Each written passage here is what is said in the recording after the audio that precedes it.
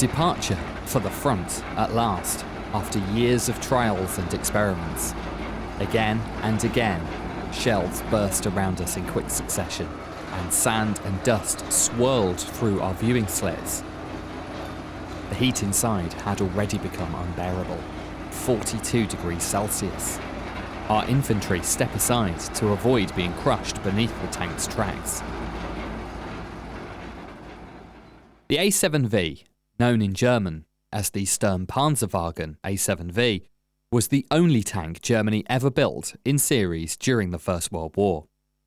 It arrived late, and with only 20 units ever produced, it had little real impact on how the war unfolded. It was the shock of the first British tanks appearing on the Western Front in September 1916 that spurred Germany into action. In response, the War Ministry set up a committee under its Allgemeines Kriegsdepartement, Abteilung 7 Verkehrswesen, the General War Department, Section 7, Transportation, to look into developing tanks of its own. Heavy vehicles before the First World War. The idea of heavy motorised transport went back further than most people realise. As early as the Franco-Prussian War of 1870-71, Prussian forces were already using the heaviest class of steam-powered road vehicle, known as traction engines, to haul heavy loads. But these machines were cumbersome by design, each one weighing more than 20 tons and able to pull loads over 35 tons, which made them impractical for anything beyond paved roads. After the War Ministry ran further trials and concluded that traction engines were only really suited to short-range transport on solid roads and within fortress grounds. That verdict held firm for as long as the heavy steam engine remained the only power source available. It took the invention of the first petrol-driven motor vehicles by Carl Benz and Gottlieb Daimler in 1885 and 1886 to change things. The German army began trialling petrol engines from 1892, and from 1889 onwards it was testing trucks and passenger cars built by Daimler and Benz to see how they measured up. German tank development, 1916 to 1918. To understand the story of the heavy tank A7V, you have to look at the wider picture of German tank development during the First World War. Every decision made about the A7V hinged on how the German military viewed the tank question as a whole, and on how it weighed up the rival tank projects competing for attention. When British tanks first appeared on the Western Front, German military leaders were quickly convinced of just how important this new weapon could be. Calls for Germany to build its own fighting vehicles came from every quarter. At first, hopes for a mass-producible tank rested on the Bremerwagen, a tracked vehicle that had been in development since mid-1915 under the Inspectorate of Motor Transport Troops. It had been designed as a fully cross-country truck, an Überlandwagen, rather than a fighting vehicle. When it was demonstrated to the War Ministry, it proved unsuitable for combat, and attention shifted elsewhere, to the office responsible for tank matters within the Operations Department of the Supreme Army Command, the OLC section of Department OL under Major von Bollard-Bolkenberg, as well as to the Chief of Motor Transport at Supreme Army Command, and, to a lesser degree, Department A7V of the War Ministry. The heavy tank A7V was only ever one of several competing projects. Straight after these demonstrations in mid-March 1917, the OLC section called for a version of the A7V fitted with a continuous track running right around the hull, modelled on the British Mark series.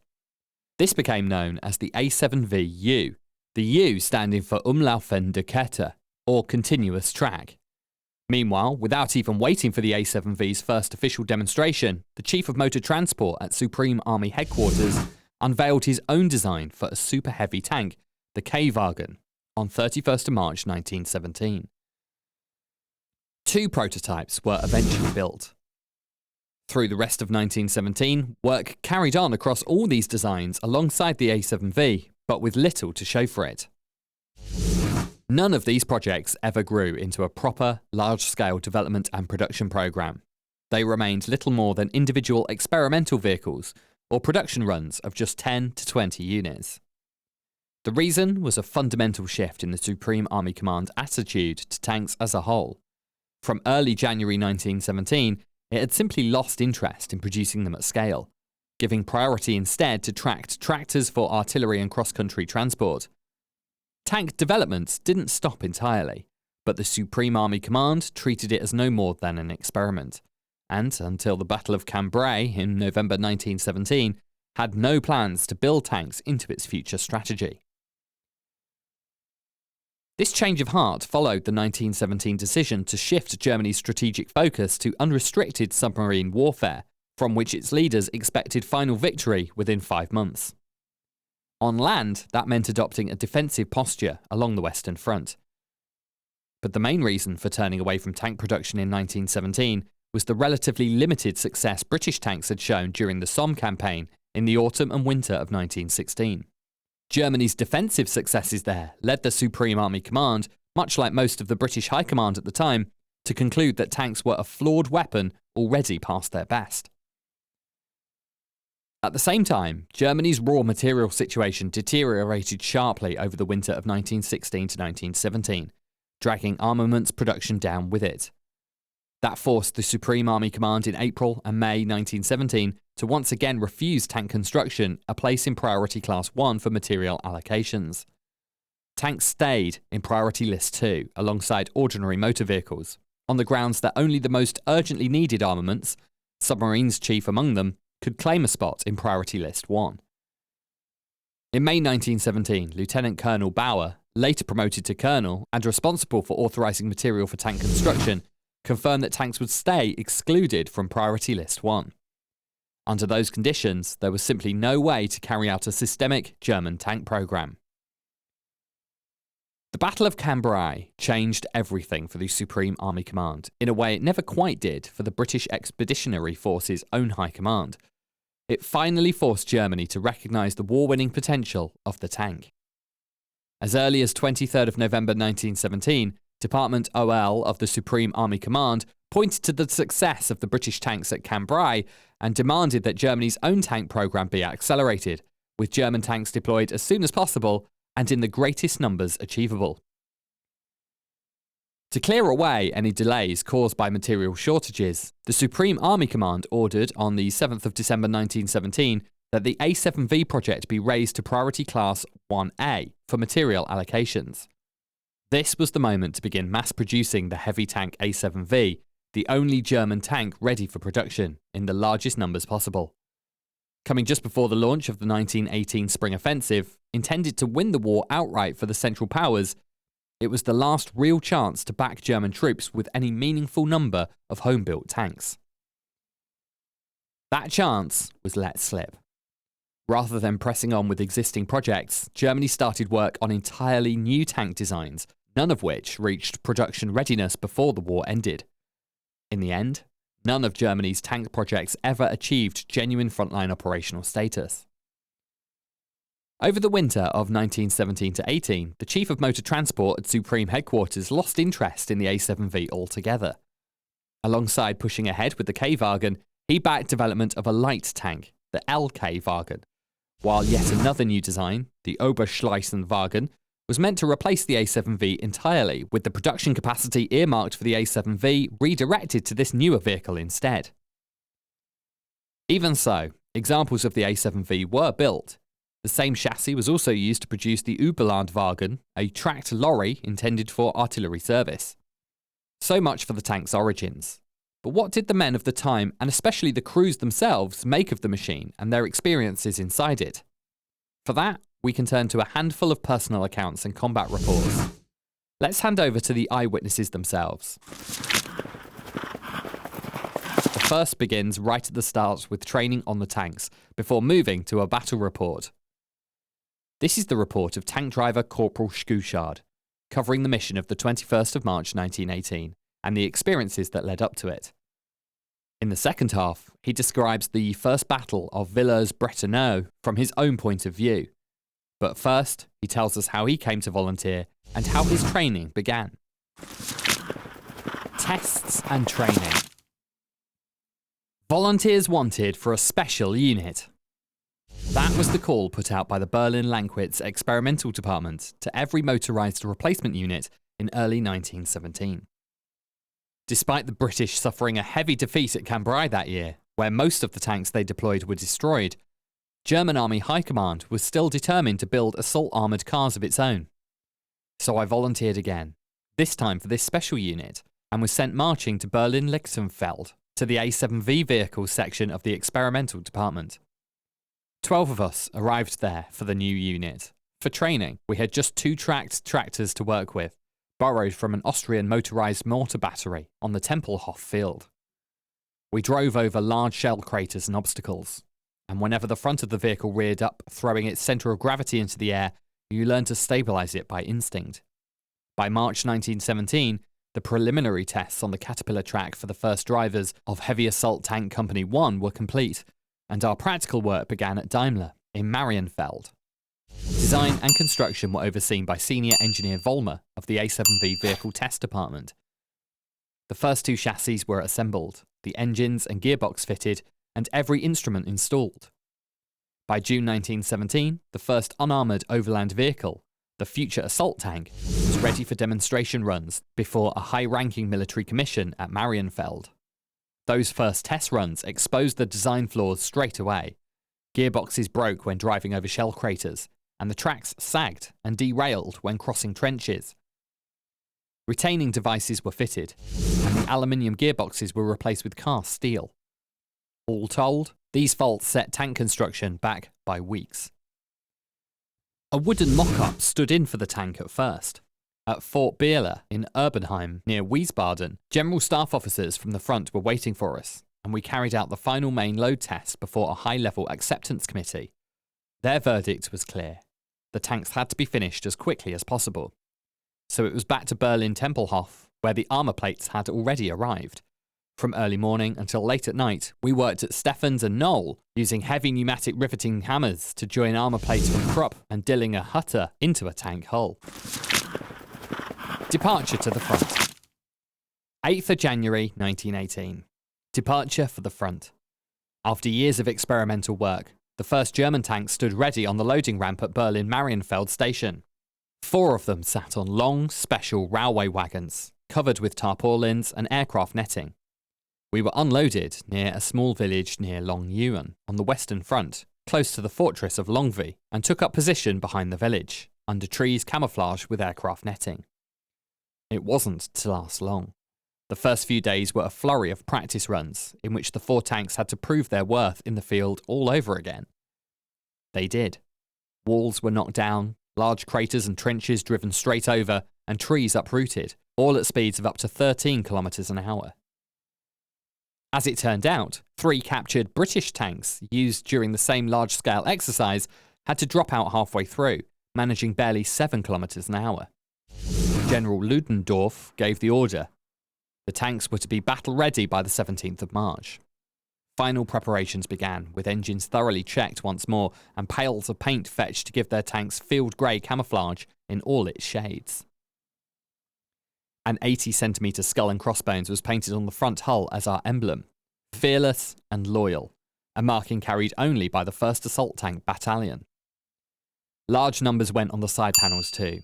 526, 527, 525, and 501, which proved a useful deception for the enemy. By contrast, during the second tank attack near Villers-Bretonneux on the 24th of April 1918, we marked the side panels with German and Roman numerals arranged in a circle, though it was always the same assault tanks underneath. A few more details stayed hidden behind the armoured walls, invisible from outside. The tank weighed 680 Cetner. Its armour measured 2 centimetres on the Krupp-built side walls, 2.5 centimetres on those built by Dillinger Hutter, and 3 centimetres front and rear. It ran 9.15 metres long, with 2 100-horsepower engines giving 200 horsepower combined, and an internal temperature that climbed between 42 and 48 degrees. It carried 6 heavy machine guns, a 5.7 caliber gun, crewed by 3 men, and 280 rounds of artillery ammunition. Armour-piercing shells, impact fuses, and shrapnel. 12 men crewed in total, including 2 engine room hands who doubled as flamethrower operators and a driver and commander.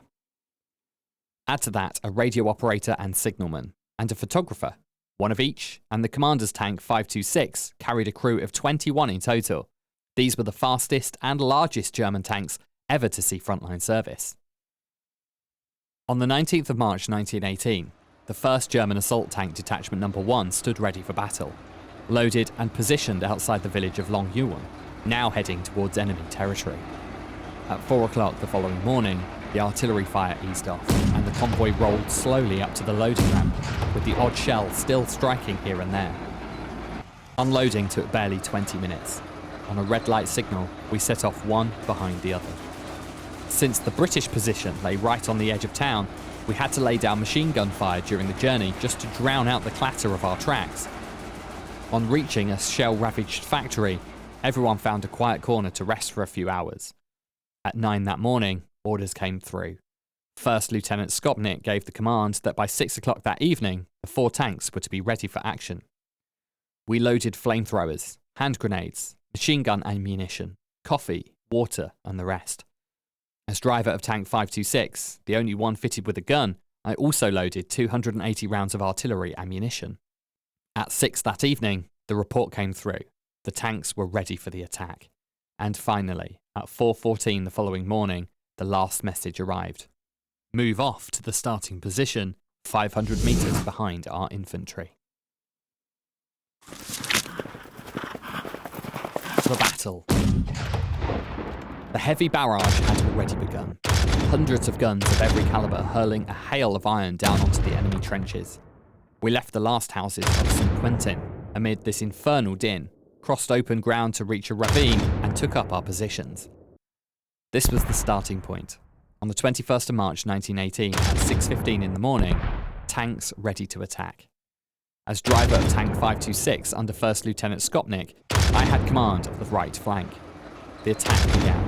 By 6:20, this preparatory barrage had been raging for 2 hours, and a flickering, crackling sea of flame hung over the enemy trenches while heavy British artillery pounded our own position. Everything around us turned a milky grey, the air thick with mist, gunpowder smoke, and drifting chemical agents. The smoke pots the British had set up made the ground ahead impenetrable, and this was the greatest danger for our assault tanks, unable to see anything, yet having to keep driving forward regardless. We pressed our eyes hard against the tiny viewing slits, but to no avail. Again and again, shells struck in rapid succession, sending sand and dust swirling in through the slits. The heat had already become unbearable, 42 degrees. Our 200 horsepower engines had been running non-stop since 4:14 that morning, and there was no sign of the enemy. In fact, we had driven straight over the British position several times without realising it, circling blind in the fog and barely moving from the same spot. By 9:30, the ground had become clearer. Targets, shell craters and trenches could now be made out from as close as 30 metres. We found ourselves behind the first British line, which the British had abandoned without a fight after that morning's barrage. But between 6:15, when the attack began, and 9:30, the second British position still hadn't fallen. Fierce fighting there proved as much.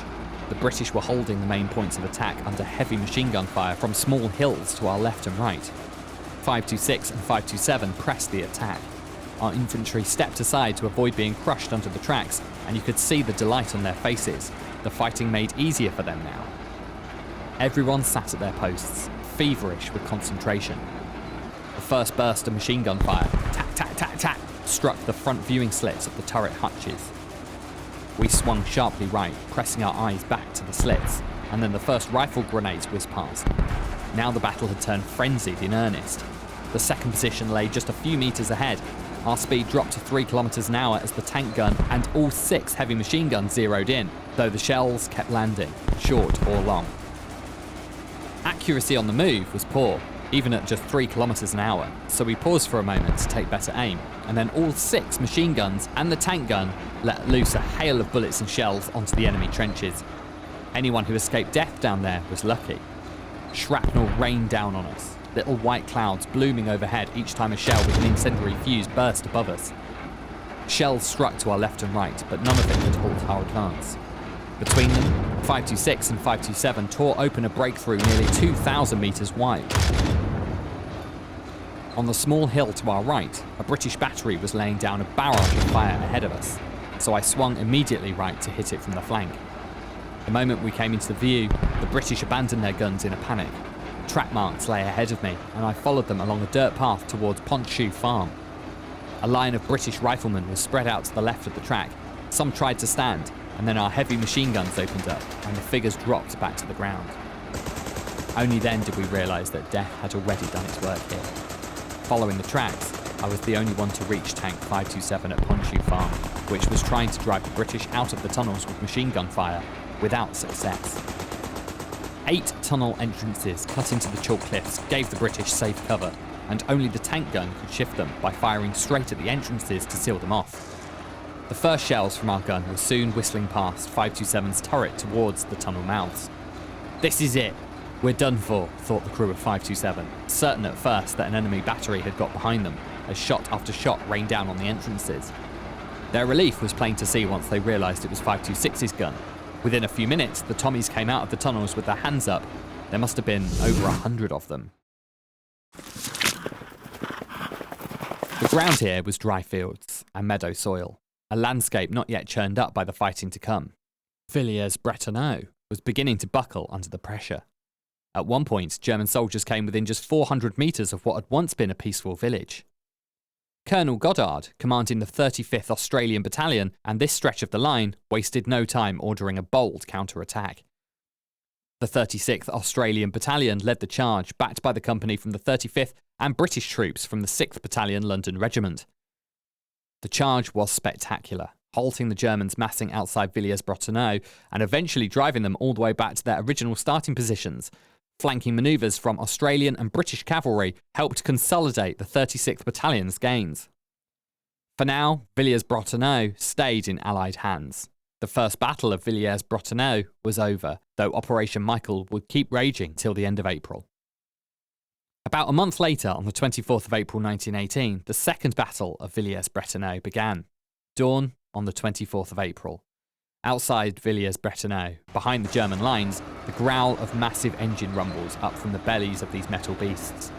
Slowly but surely, the vast metallic bulk of 13 German A7V tanks grinds forward across no man's land. Fortunately, we have first-hand reports from tank crew members about what happened, alongside the official record.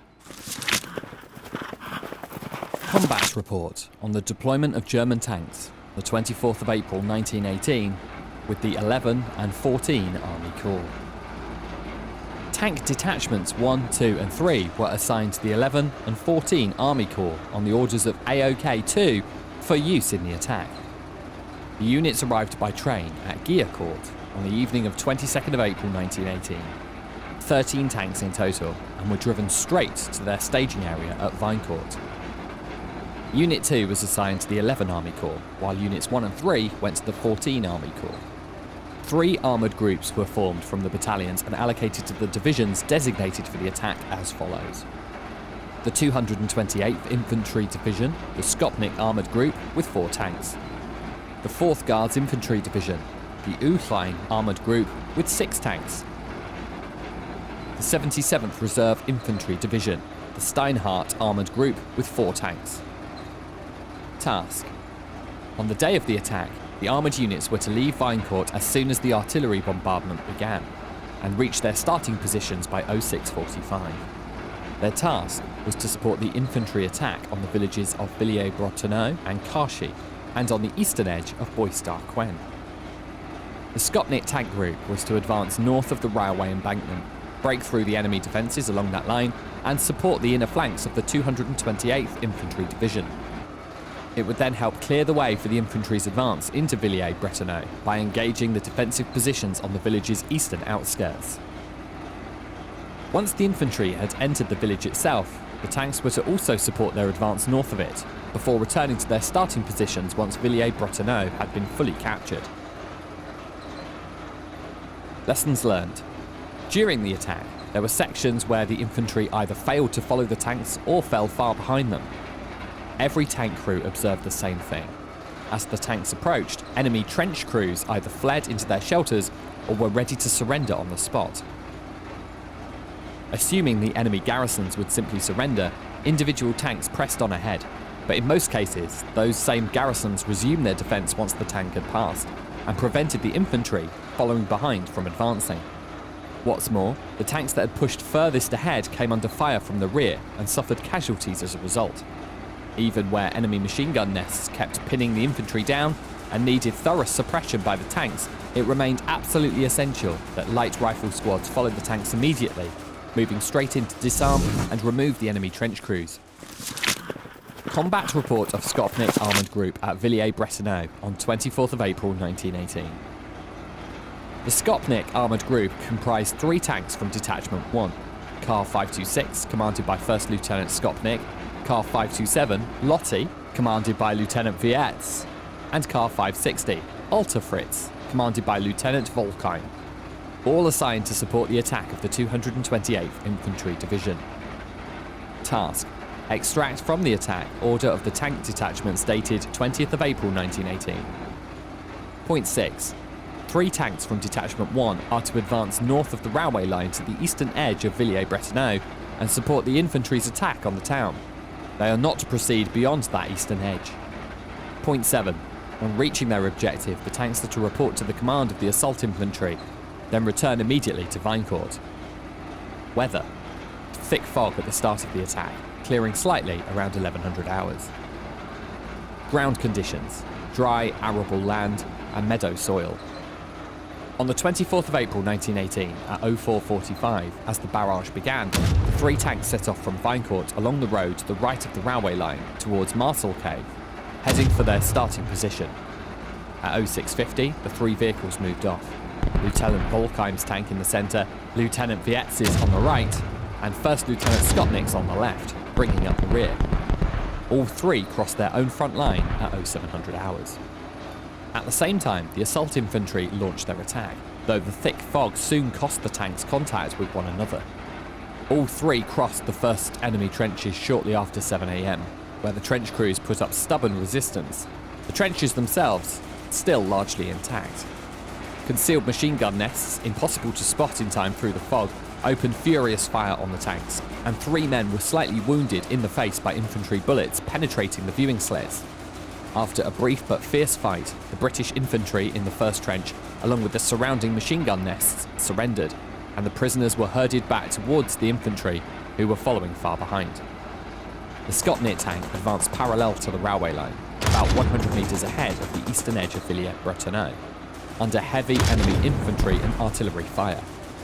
With the infantry nowhere in sight and contact lost entirely, the tank turned back, destroying 4 machine gun nests along the way that had gone undetected on the way in, and attacked it from the rear.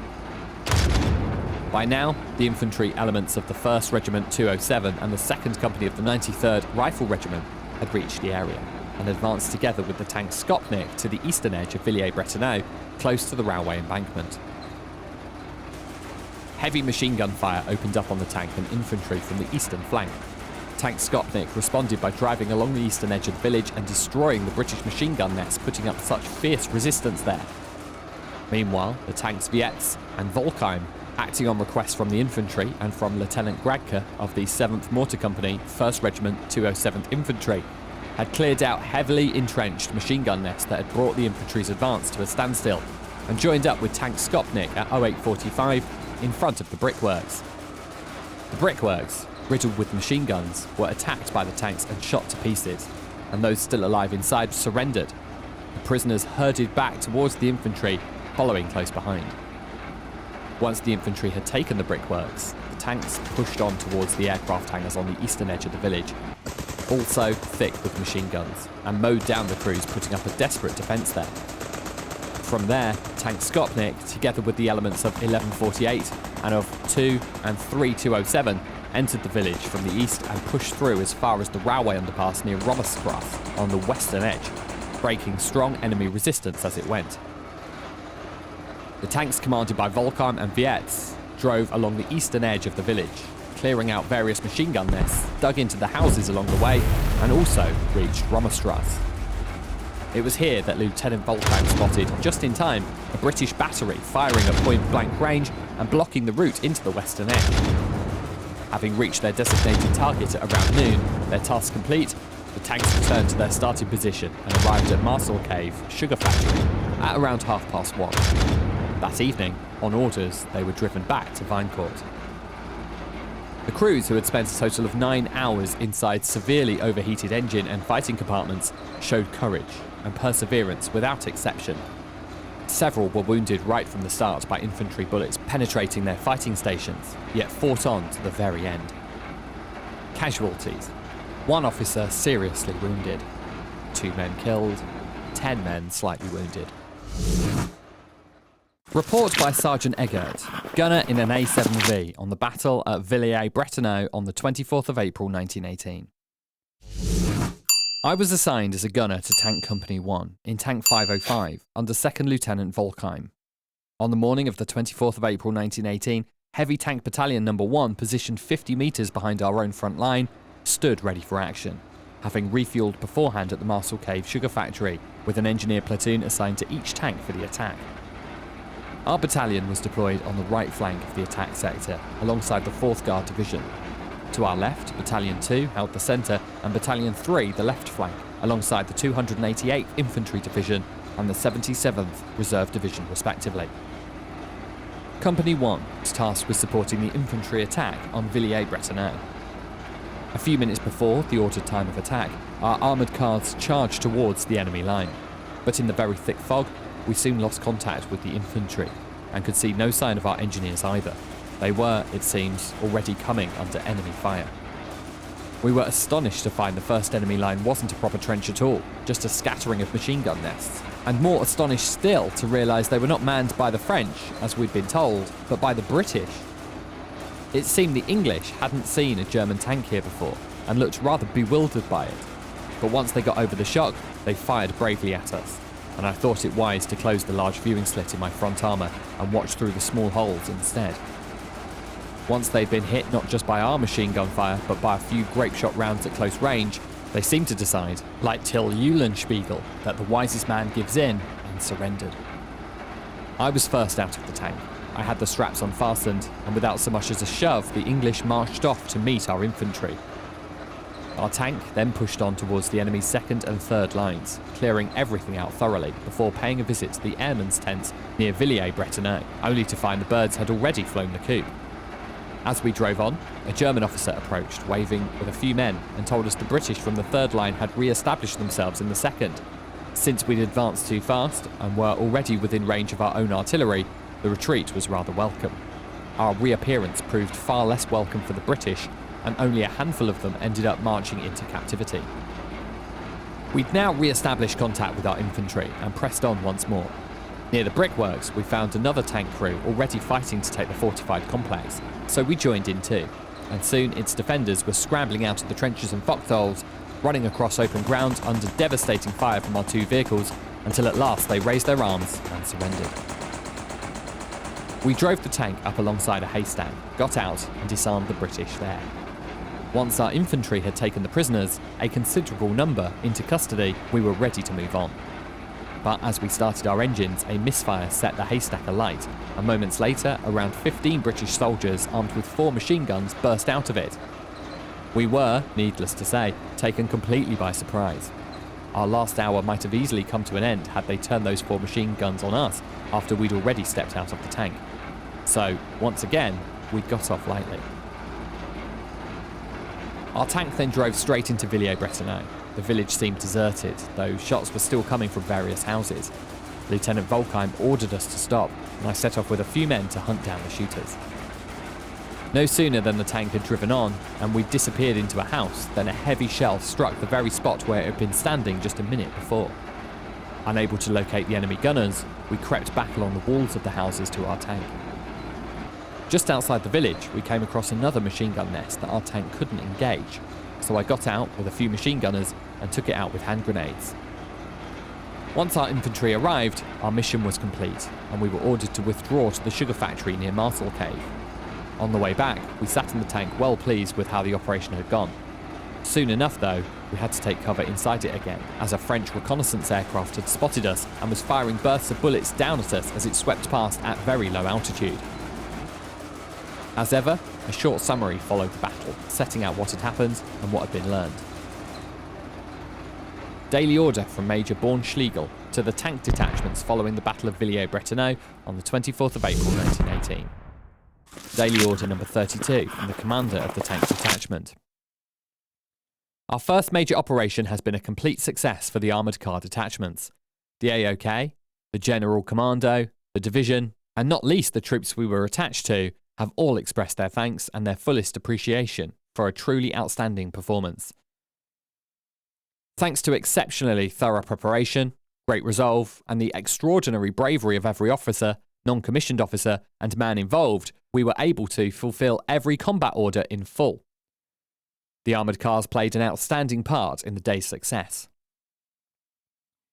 24th of April is a day of honour for the new Armoured Corps. The names Villers-Bretonneux and Carchy will always be spoken with pride in the history of the tank units. The efforts made to recover stranded vehicles deserve particular mention. Everyone involved did everything humanly possible. Sadly, we must also mourn the loss of a brave officer and 9 valiant, non-commissioned officers and men who gave their all for their country. To those wounded in action, we wish a speedy recovery. Our troops have passed this great test with honour and shown that they too can carry German spirit, which has led our forces from victory to victory since the difficult days of August 1914. I am firmly convinced that they will meet whatever trials lay ahead with the same honour, helping to secure victory for the German cause and bring about an honourable and lasting German peace. British and Australian soldiers were pushed out of the village, its vital rail connection to Amiens now in enemy hands. To stop further rail nodes and switch lines falling into enemy hands, the Royal Tank Corps was ordered to push up to Carchy, with orders to hold the railway there at all costs. 3 British Mark IV tanks and 7 of the new light Whippet tanks were sent in. 2 of the Mark IVs were female variants, armed with machine guns for the use against infantry, while the third was a male, fitted with 2 6-pounder guns. The first mass tank attack had come at Cambrai in November 1917, but that had been a clash of man against machine. What followed here would be the world's first tank-on-tank battle. The German A7V Nixie opened fire on 2 female Mark IVs, riddling them with holes and leaving their crews exposed. The females pulled back, clearing the way for the male tank to bring its bigger gun to bear on its German opponent. The British tank, commanded by Lieutenant Frank Mitchell, scored 3 hits, rocking Nixie onto its side until it keeled over completely. Its crew escaped, but many were gunned down as they tried to get away. Mitchell's tank then came under fire from 2 more A7Vs, but his ranging shots were enough to scare them both off. He turned his attention to the infantry instead. Supported by the more manoeuvrable Whippets, the British tanks moved in on several German battalions still forming up and preparing to move out, cutting down many of the opposing infantry. With his Mark IV now the only large tank left on the battlefield, Mitchell quickly became the obvious target. Shells fell nearby and bullets pinged off the hull, and eventually he and his tank fell back. The world's first tank-on-tank skirmish had gone to the British. Australian troops later captured an A7V named Mephisto and carried her back to Queensland as a spoil of war.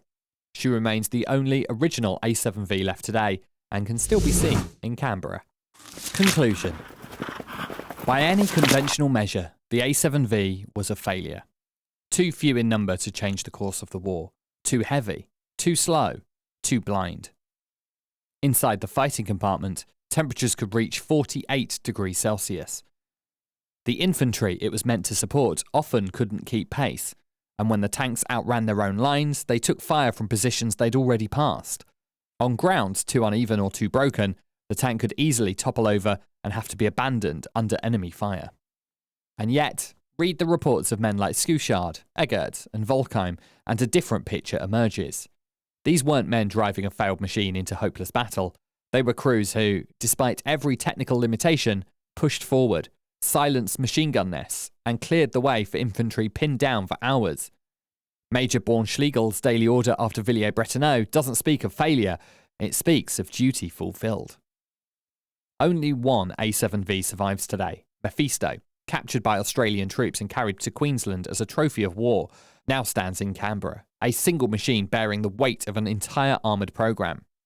It's a reminder that history doesn't belong only to the victors, and that the material culture of war was shaped as much by the men inside the machines as the ministries that ordered them built.